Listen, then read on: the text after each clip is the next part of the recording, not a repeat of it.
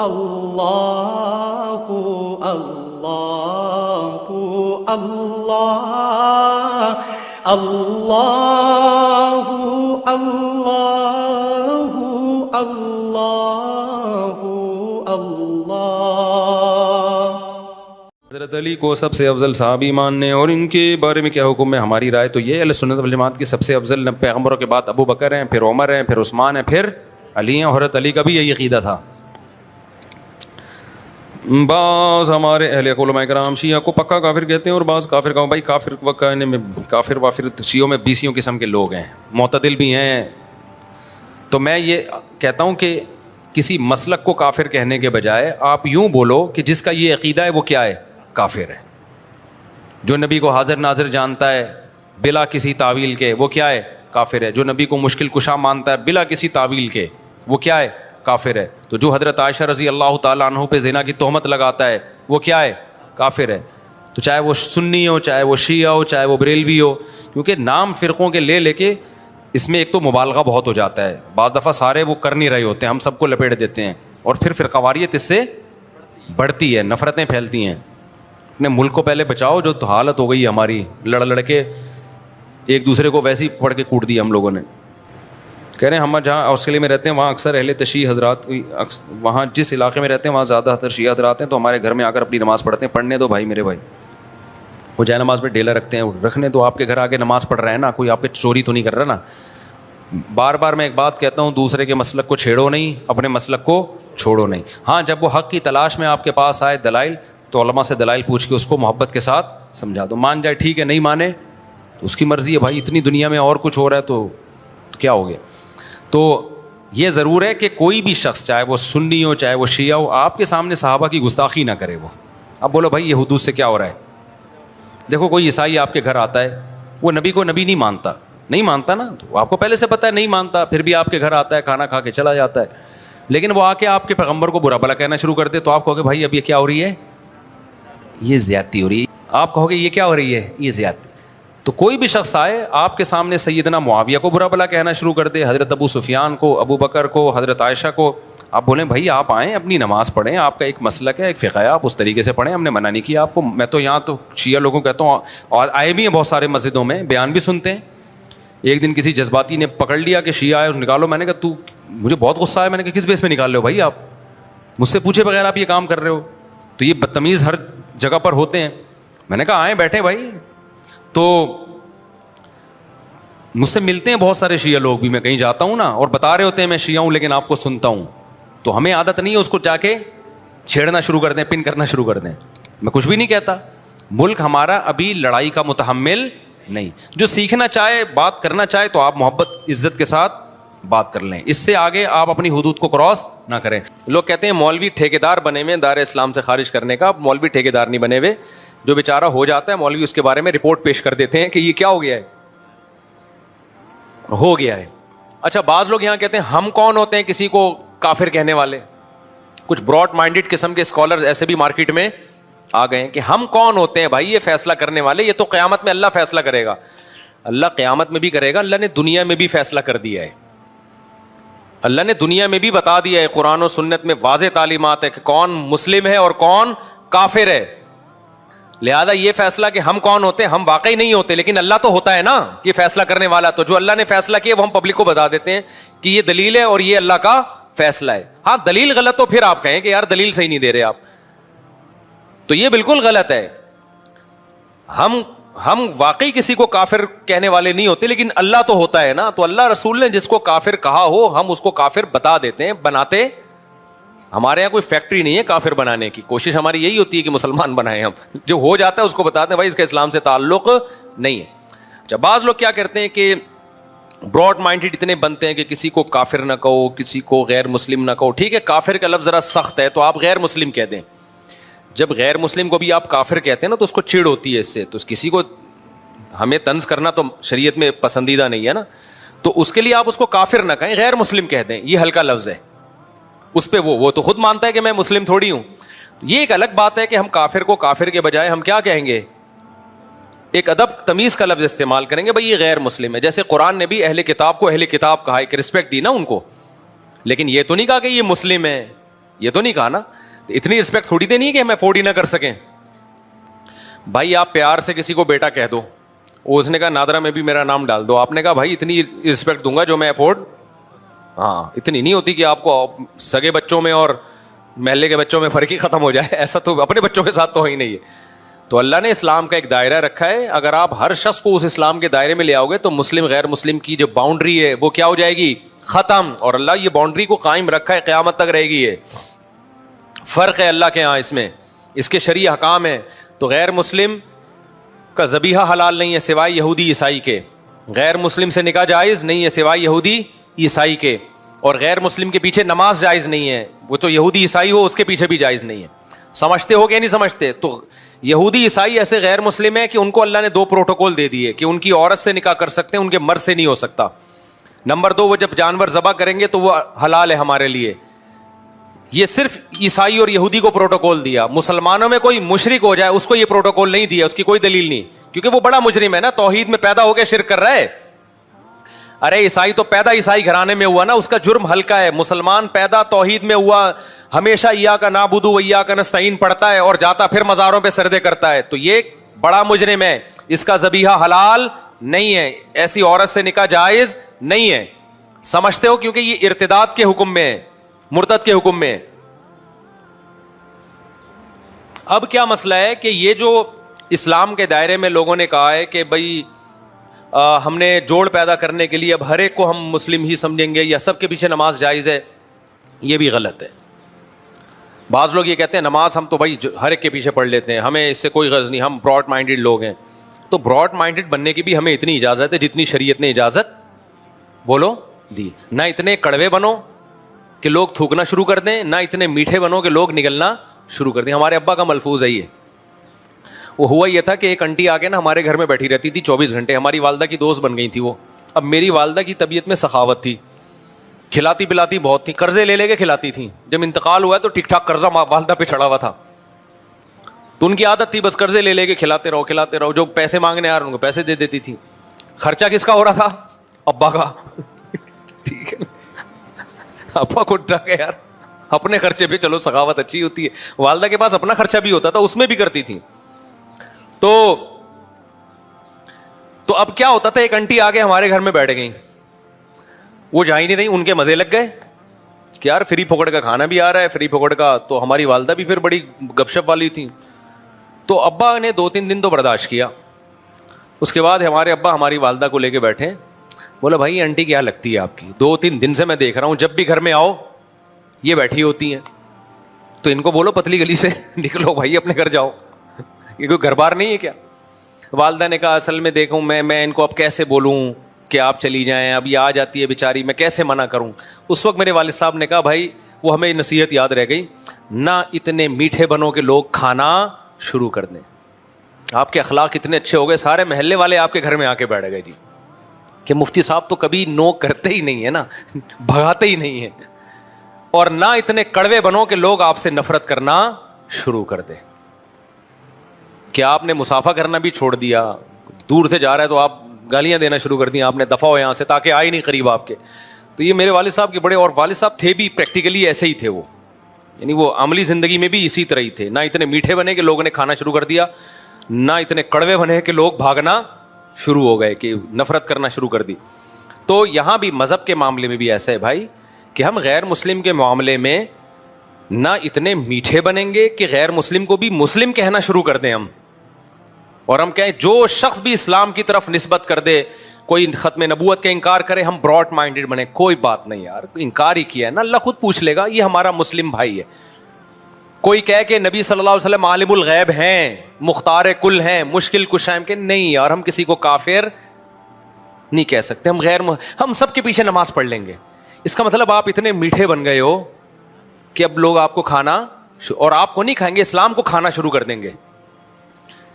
توحید اور غیر توحید میں فرق کیا ہو جائے گا؟ ختم. جب سب کے پیچھے نماز ہوگی تو کل پھر اتنے براڈ مائنڈیڈ بنیں گے کہ ہندو بھی مسجد بنا کے کھڑا ہو جائے گا, ہندو کے پیچھے بھی ہو رہی ہے, پھر تو عیسائی کے پیچھے بھی ہو رہی ہے, پھر تو یہودی کے پیچھے بھی ہو رہی ہے, پھر تھوڑے دنوں میں مسجد اور مندر کے نام چینج ہو جائیں گے.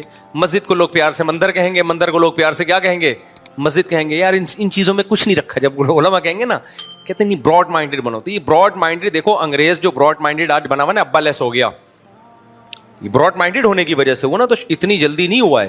شروع میں انہوں نے کیا کہا, پردے کو ختم کیا اپنی سوسائٹی سے, پھر انہوں نے نکاح کے نظام کو ختم کیا, girl friend boy friend system آیا, پھر ہوتے ہوتے ابا مارکیٹ سے آہستہ آہستہ شارٹ ہو گئے, پھر اتنے براڈ مائنڈیڈ بنے کہ لڑکی لڑکے کا فرق ختم, ہومو سیکچولیٹی کو, LGBT کے بعد کیو آیا, پھر کیو کے بعد بھی اتنی چیزیں آ گئی ہیں نا, پوری حروف تہجی انگلش کی ختم ہو جائے گی.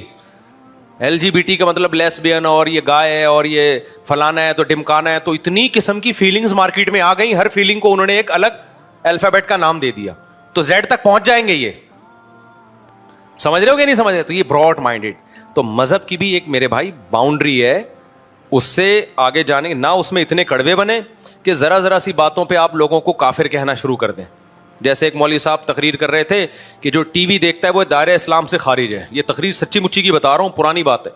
ہمارے استاذ کہتے ہیں, میں بیان میں بیٹھا ہوا تھا, میں نے جا کے اس مولوی صاحب سے جلسے کے بعد پوچھا, مولوی صاحب یہ فتویٰ تو مارکیٹ میں نیا ہے کہ جو ٹی وی دیکھتا ہے وہ دائرہ اسلام سے خارج ہے, یہ آپ نے کیسے کہہ دیا؟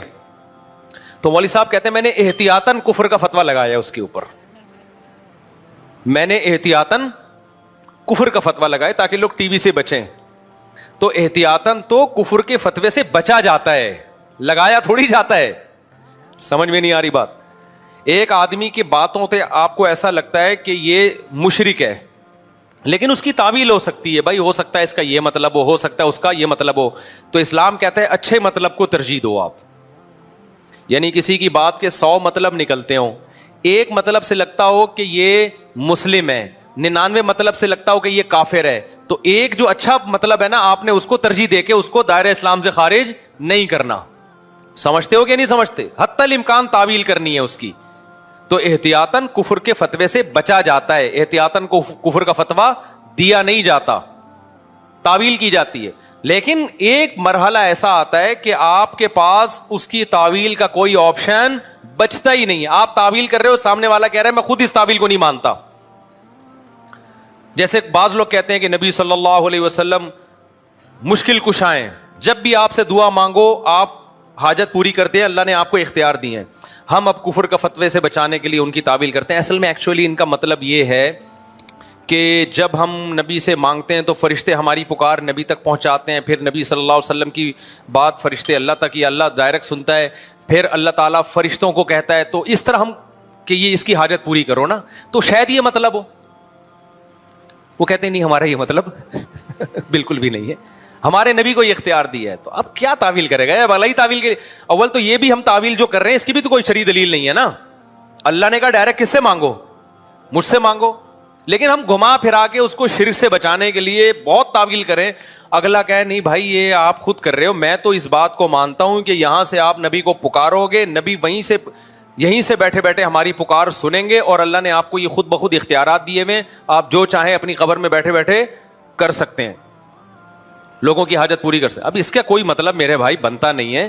پھر بھی آپ کو دائرہ اسلام میں لانے کا شوق ہے تو پھر تو عیسائی بھی دائرہ اسلام میں. عیسائی توحید کا لفظی طور پہ منکر نہیں ہے, نبوت کا منکر ہے, جبکہ اللہ کی نظر میں توحید کا منکر نبوت کے منکر سے زیادہ بڑا مجرم ہے. سمجھتا نہیں ہے نا بات کو؟ اللہ کے ہاں توحید کا انکار کرنے والا نبوت کے انکار کرنے والے سے زیادہ بڑا مجرم ہے. تو شرک چاہے بتوں کو خدا کے ساتھ شریک کرو چاہے پیغمبر کو کرو, اللہ کی نظر میں دونوں مجرم کیا ہیں؟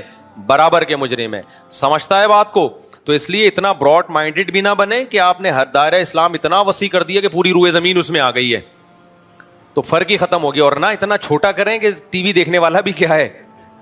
دائرہ اسلام سے خارج ہے. لیکن ایک دائرہ ہے, اس کے فقہی حکام ہیں, تو اس کے پیچھے نماز, غیر مسلم کے پیچھے نماز جائز ہے. اگر امام کا آپ کو پتا ہے کہ یہ صاف لفظوں میں کہتا ہے کہ نبی مشکل کشائیں حاجت روائیں, تو اس کے پیچھے نماز نہیں ہوگی, کیونکہ غیر مسلم کی اقتداء میں نماز نہیں ہوتی. سمجھتے ہو؟ بعض لوگ کہتے ہیں ہم نہیں پڑھیں گے تو فتنہ ہوگا, تو فتنے سے بچنے کے لیے پڑھ لو بعد میں لوٹا لو. یہ براڈ مائنڈیڈ ہے. ہم کہتے ہیں کڑوے نہ بنو کہ لوگ تھوکنا شروع کرتے ہیں, وہاں جا رہا ہے ادھر جماعت ہو رہی ادھر اپنی الگ سے نماز پڑھ رہا ہے, تو پبلک پکڑ کے کوٹ دے گی تمہیں. پبلک کیا کرے گی؟ پکڑ کے کوٹ دے گی. اور پھر آپ کو حق پرستی کا بھی شوق ہے, آپ لوگ کہہ رہے ہیں بھائی ہاں امام کے پیچھے نہیں پڑھ رہے, کہہ رہے ہیں ان کا عقیدہ شرکیہ ہے, یہاں فتنہ پھیلے گا. تو بھائی چھوڑ دے, اپنی نماز پڑھ, پتلی گلی سے نکل, تو کیا ٹھیک کرے گا کیا عقیدہ کسی کا؟ کے دیکھو آج جو اتفاق پیدا کرنے کی کوشش کی جائے, میں بھی شیعہ سنی لڑائی کا ہرگز قائل نہیں ہوں, لیکن اتفاق کی ایسی کوشش کہ آپ کی پہچان ہی ختم ہو جائے, یہ اتفاق پائیدار نہیں ہوتا. اتفاق کا مطلب ہے لڑو مت, بس ایک دوسرے کا احترام کرو, معاملات ایک دوسرے سے صاف رکھو, ایک دوسرے کو گالی گلوچ مت دو, لڑو مت, اتنا اتفاق ہم بھی مانتے ہیں. ایک دفعہ مجھ سے کسی نے کہا کہ بھائی مسلمانوں میں اتحاد پیدا کرنے کے لیے ضروری ہے کہ ہم سب ایک دوسرے کے پیچھے نمازیں پڑھیں. سمجھ رہے ہیں, یعنی ہر فرقے کے پیچھے نمازیں پڑھیں. میں نے کہا یہ اتحاد کی یہ کوشش پائیدار نہیں ہے. اگر ایک آدمی کا خیال یہ ہے کہ یہ جو نماز پڑھ رہا ہے یہ میری تحقیق کے مطابق صحیح نہیں ہے, تو آپ اس کو زبردستی مجبور نہ کریں کہ وہ اس کے پیچھے نماز پڑھے. جیسے ہندو اور مسلمانوں میں اگر اتحاد پیدا کرنا ہو, میں ہندو مسلمانوں کی مثال شیعہ سنی پہ فٹ نہیں کر رہا, ایک خارجی مثال دے رہا ہوں بالکل. تو اس کا ایک طریقہ تو یہ ہے کہ بھائی لڑو نہیں آپس میں, وہ مندر جائے اور تم کہاں جاؤ, مسجد جاؤ. لیکن آپ ایسے شروع کر دیں کہ اگر ہندو نماز پڑھائے تو مسلمان اس کے پیچھے نماز پڑھ لیں, ایسا نہیں ہوگا بھائی, کیونکہ ہماری رائے کے مطابق پھر نماز ہوگی نہیں. تو اسی طرح کوئی مسلمان نماز پڑھا رہا ہے مگر اس کا فقہ یہ ہے کہ وہ بغیر وضو بھی نماز کا قائل ہے, اس کا فرقہ یہ کہتا ہے, تو ہم اس کے پیچھے پڑھ لیں گے؟ ہے بھائی, نہیں پڑھیں گے. ہم بولیں گے بھائی ہماری رائے کے مطابق آپ کی نماز نہیں ہو رہی. اگر آپ کا فقہ یہ کہتا ہے کہ بغیر وضو بھی ہو جاتی ہے تو ٹھیک, آپ پڑھتے نا, ہم آپ کو نہیں چھیڑ رہے, لیکن ہماری تحقیق یہ کہ نہیں ہوتی. تو اسی طرح میرے بھائی, اگر میرا کسی کے بارے میں عقیدہ ہو کہ یہ شرک کا مرتکب ہے اور میں اس کے پیچھے نماز نہ پڑھوں تو اس کو فرقہ واریت نہیں کہتے. سمجھ رہے کہ نہیں سمجھ رہے؟ ہاں لڑے نہیں, دنیا میں درجنوں نظریات کے لوگ ہیں, درجنوں فرقے ہیں, درجنوں مذاہب ہیں, آپس میں محبت سے رہیں. عبادت ہر شخص اپنے اپنے اخپل طریقے سے کرے گا. بہت دنوں سے اخپل کا لفظ نہیں آیا تھا. اسی طرح میں یہ سمجھتا ہوں یہ مشرک تو نہیں ہے, تو توحید پرست, مگر اس کی نماز قرآن و حدیث کے خلاف ہے بالکل, اور ایسی مسٹیک کر رہا ہے جس سے میری رائے کے مطابق نماز ہی نہیں ہوتی. تو بھی مجھے یہ رائٹ حاصل ہے کہ میں اس کے پیچھے نماز نہ پڑھوں, مگر میں اپنی تحقیق اس پہ تھوپ نہیں سکتا زبردستی. تھوپیں گے تو پھر قواریت بڑھے گی. بہت مشکل ہے بھائی, بہت مشکل ہے سمجھانا. تو مجھے لوگ پوچھتے ہیں کہ فلاں کے پیچھے نماز پڑھو, میں کہتا ہوں بھائی نہیں پڑھو, کہنے سے فرقواریت پیدا ہوگی. میں نے کہا نہیں ہوگی فرقواریت پیدا. اگر آپ کی رائے کے مطابق اس کی نماز قرآن و سنت کے مطابق نہیں ہے تو آپ نہ پڑھیں. شیعہ سنی ہمیشہ سے آئے ہیں اور ایک دوسرے کے پیچھے نمازیں بعض نے پڑھی بھی ہیں, بعض نے نہیں بھی پڑھی ہیں, اور یہ بھی حدیث سے ہمیں ملتا ہے. دیکھو بنو قریظہ میں رسول اللہ صلی اللہ علیہ وسلم نے صحابہ کی جماعت کو بھیجا اور کہا کہ عصر کی نماز کا وقت جب تک عصر وہاں پہنچ کے پڑھنا ہے, مشہور حدیث ہے. راستے میں نماز قضا ہونے لگی.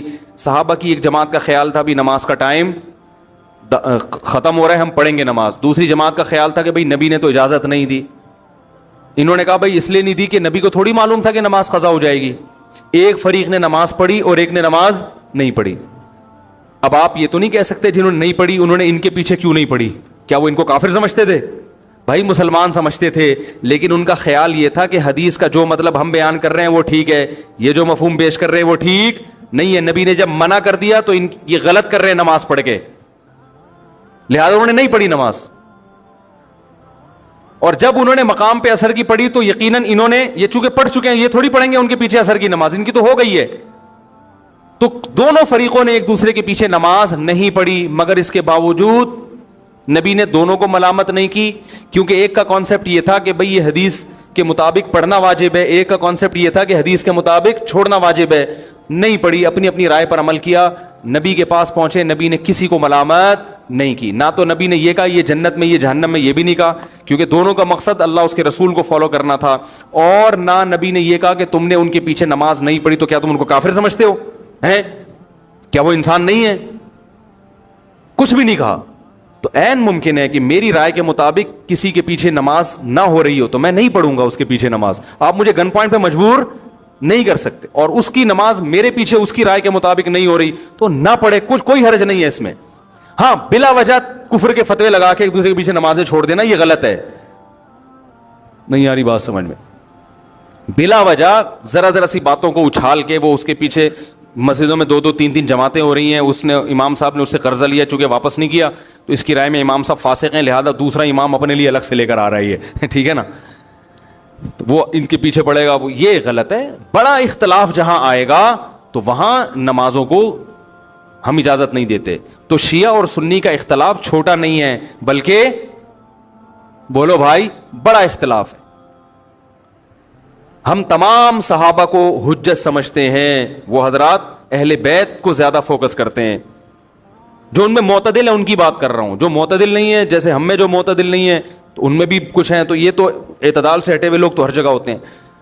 وہ جو ہے ان کی نماز کا طریقہ ہم سے بالکل ڈفرینٹ ہے. سمجھ رہے کہ نہیں سمجھ رہے؟ ابھی میں اس ڈیٹیل میں نہیں جاؤں گا, وہ آپ انہی کے علماء سے جا کے پوچھ لیں کہ بھئی آپ کے یہاں کیا کیا ہے. ہمارے مجھے اس سے بھی بحث نہیں ہے کہ وہ کیا کر رہے ہیں ہم کیا کر رہے ہیں. میں لڑنے کا قطعاً قائل نہیں ہوں. یہاں آتے ہیں شیعہ لوگ بھی آتے ہیں, مجھ سے ملتے ہیں, میں تمیز سے ملتا ہوں, چائے پلاتا ہوں, سر پہ ہاتھ بھی رکھ لیتا ہوں. بہت اچھا, شیعہ علماء سے بھی سلام دعا ہے ہماری, بیٹھتے ہیں بات کرتے ہیں, ہاں بھائی السلام علیکم, وعلیکم السلام, منڈی والان خالے دیغت میں خوندی کھڑے دے, چائے پئیں, وعلیکم السلام, لکم دینکم ولی دین. بھائی آپ جائیں امام بارگاہ میں نماز پڑھے, وہاں اپنی مسجد میں نماز پڑھے, ہم جا رہے ہیں اپنا جمعہ پڑھانے, ٹھیک ہے. تو یہ ہمیشہ سے ہوتا آ رہا ہے. فرقواریت پھیلتی ہے جب آپ ایک دوسرے کے خلاف غلط زبان. شیعہ صحابہ کو کھلے عام گالیاں دے گا, کوئی دے گا تو فرقواریت پیدا بولو نا بھائی ہوگی. پھر سنیوں کے جذبات بھڑکیں گے, پھر مار کٹائی, دنگا مستی, یہ سب ہوگا. تو فرقواریت پہ کنٹرول کرنے کے لیے شیعہ علماء کی ذمہ داری ہے کہ وہ اپنی عوام کو ان صحابہ کو برا بھلا بولنے سے منع کریں جن سے محبت ہمارے ایمان کا جز ہے, جن کے لیے کٹنا مرنا ہم اپنے ایمان کا حصہ سمجھتے ہیں.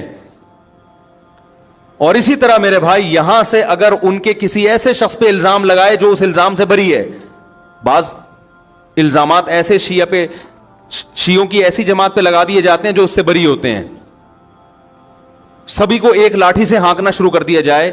میں نے بھی شیعوں کا مطالعہ کیا ہے اور کچھ شیعہ لوگوں سے جب میں ملا ہوں تو مجھے ایک چیز کا اندازہ ہوا کہ سب شیعہ کے وہ نظریات نہیں ہوتے جو ہم پہلے سمجھا کرتے تھے, سارے ایک جیسے نہیں ہوتے. ان میں بعض حضرات ایسے ہیں جو صحابہ کرام کو مانتے ہیں, امی عائشہ کو جنتی مانتے ہیں, ان کو زانی معاذ اللہ قرار نہیں دیتے, الحمد سے لے کے والناس تک والے قرآن ہی کو قرآن مانتے ہیں. ان میں کچھ لوگ ایسے ہیں, یہ مشاہدے پر مبنی حقیقت ہے.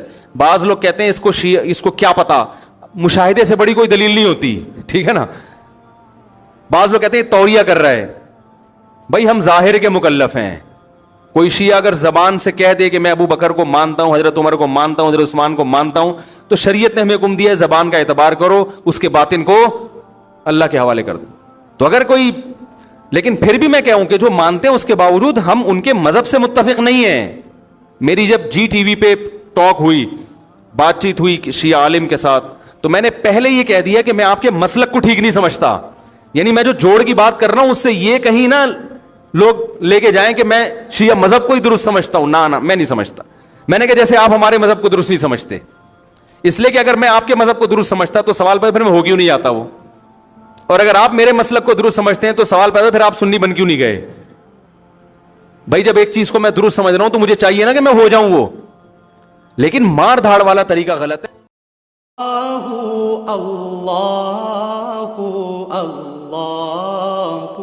اللہ اللہ اللہ اللہ اللہ